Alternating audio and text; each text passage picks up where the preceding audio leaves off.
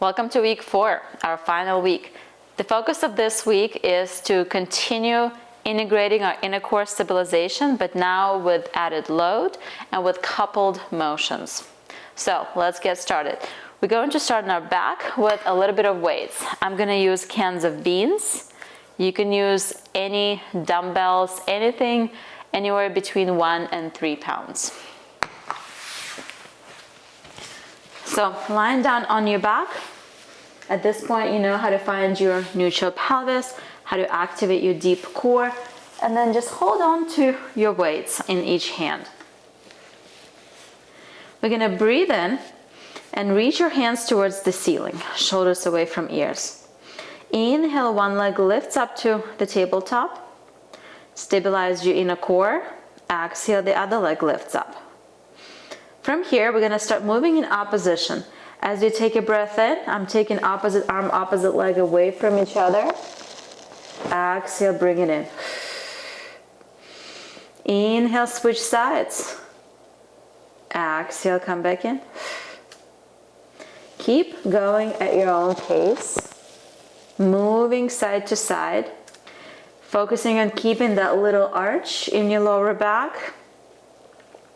You're stabilizing in that neutral pelvic position. Your elbow is straight.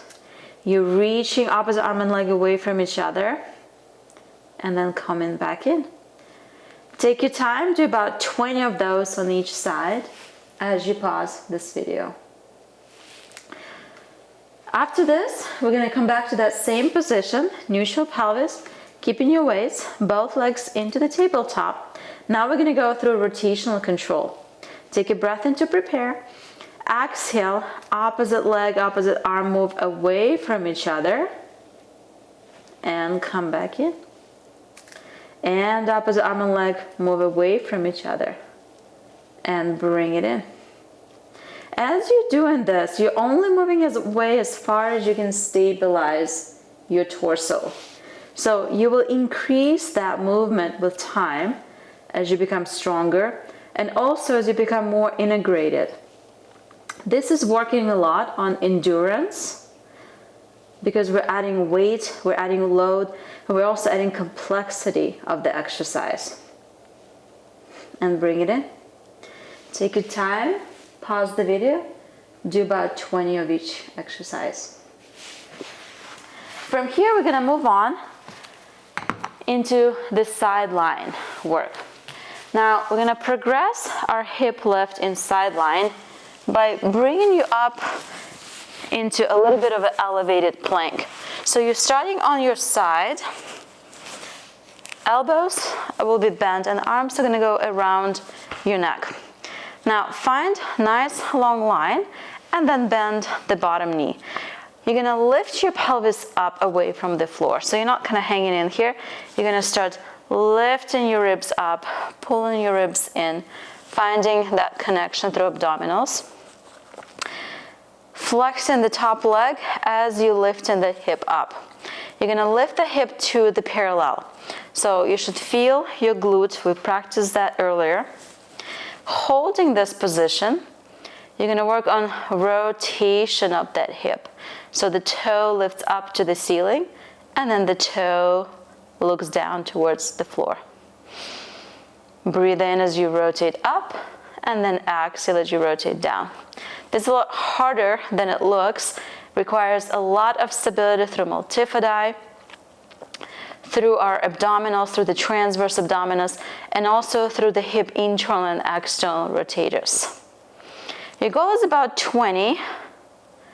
Once you're there, you're going to lower the hip down, pause this video, and transition to the other side. From here, we're going to go onto the stomach. And we're going to go into the opposite arm and leg movements here. So arms reach up, thumbs are up, nice long neck. Legs are a little bit externally rotated. Pubic bone gently pressing down, abdominals are lifted. Transverse abdominals engage. Nod the chin, lift your head up. Breathe in to prepare. As you exhale, lift opposite arm and leg. From here, allow your arm and leg move away from each other. So I call these airplanes. So they move out to the side and then they come back in. And we're going to do about 20. And come back in on one side. Inhale out, exhale in. Once you did 20 on that side, you're going to lower down and then switch sides. Find your pelvic stability, lift opposite arm and leg, and then start moving in opposition. This is rotational control. A lot of work on our spinal stabilizers. Multifidi, erector spinae, working through the entire system. And coming back in. Again, your goal is 20. Moving slow at your own pace. And then coming back in. Take a second. Move into the shell stretch. Knees are open. Allow your spine to hinge back. Take a couple of deep breaths.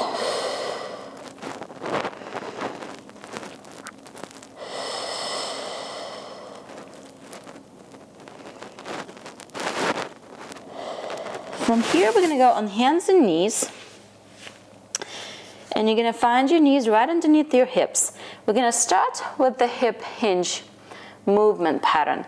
So you're going to find your neutral pelvis, press your arms down into the floor, find that nice long neck, and then pushing your arms down and forward, you're going to gently guide your hips back while maintaining neutral pelvis.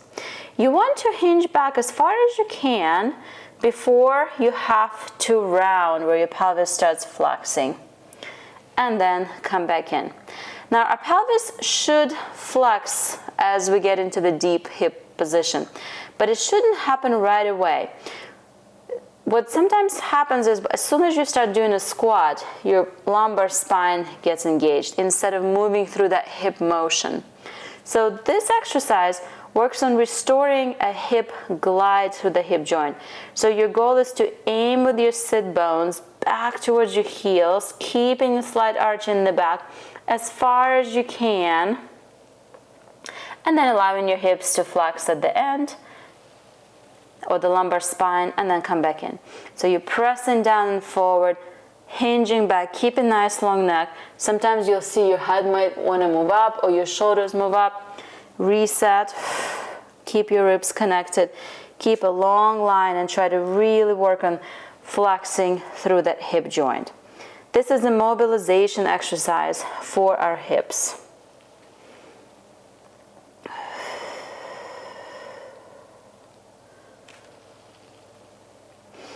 Do about 20 of those and then find yourself in the neutral position.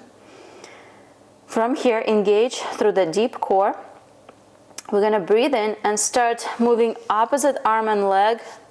I'm going to just move up a little bit away from each other. Find your stability and then lift that arm and leg up. I like to keep my thumb up, point through the toes, find that length and reach away from each other through arm and leg. From here, you're going to lower that leg down, lower the arm. Lift the arm, lift the leg. Inhale, lower. Exhale, lift. After you did 20, switch to the other side. Reset, find your stability. First, lengthen away. And then exhale, lift. Inhale, lower. And lift. And lower. Work on about 20. Reset, come back in. The second set is rotational stability. Same thing, you're on hands and knees, finding your neutral core, activating deep inner core, lengthening through opposite arm and leg, and then moving that leg away from each other and the arm out to the side, and coming back in. Again, staying parallel to the floor, breathing, moving as far as you can control that rotation. Aiming for 20, taking a break, resetting, and switching sides. Opposite arm and leg move away from each other. You want to make sure you're not sinking into your spine, that you should feel this through the glute, through the core, through abdominals, and then start moving in opposition. This is very important rotational control. So we're adding load towards our core, towards our lumbar pelvic region. We're stabilizing against that load. We're improving our body's capacity to withstand load against different planes of motion. And coming back in. From here, we're gonna go onto the back, and we're gonna finish this week 4 with a nice hip roll. So it's much harder, it's a lot more load now, we're working a lot harder. You're gonna find parallel position, heels lined up with the sit bones, arms are down but onto the floor. You're gonna press down into the floor, breathe in.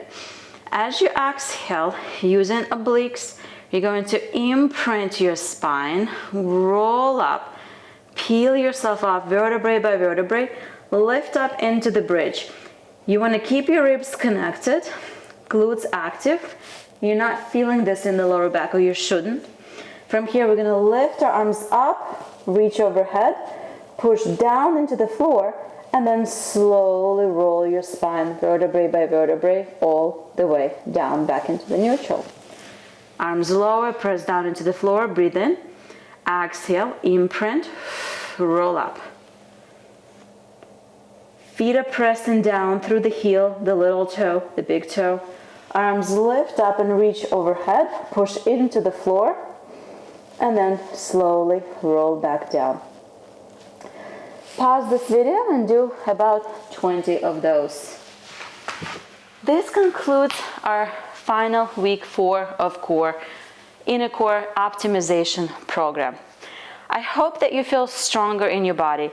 Feel free to pick and choose through these exercises. The ones that were the most challenging to you, I encourage you to do them more often and to work on those. Incorporate them into your daily practice. A lot of these exercises are great as a warm-up before you go lift in the gym, before you get on the treadmill, before you bike, before you go for a run, for a walk. It's a great way to activate that inner core before a physical activity. Or simply integrate a 10-minute routine into your daily practice if you have experienced low back pain, hip pain, a side joint pain, even neck pain. Because being able to connect to those inner core muscles over time, it becomes an automatic pattern where you don't have to think about it, they just work. But this is a great way to restart that system if it has been shut off because of an injury, chronic pain, bad postures, life events. I hope you enjoyed it. Please reach out to me with questions, and I look forward to working with you more in the future.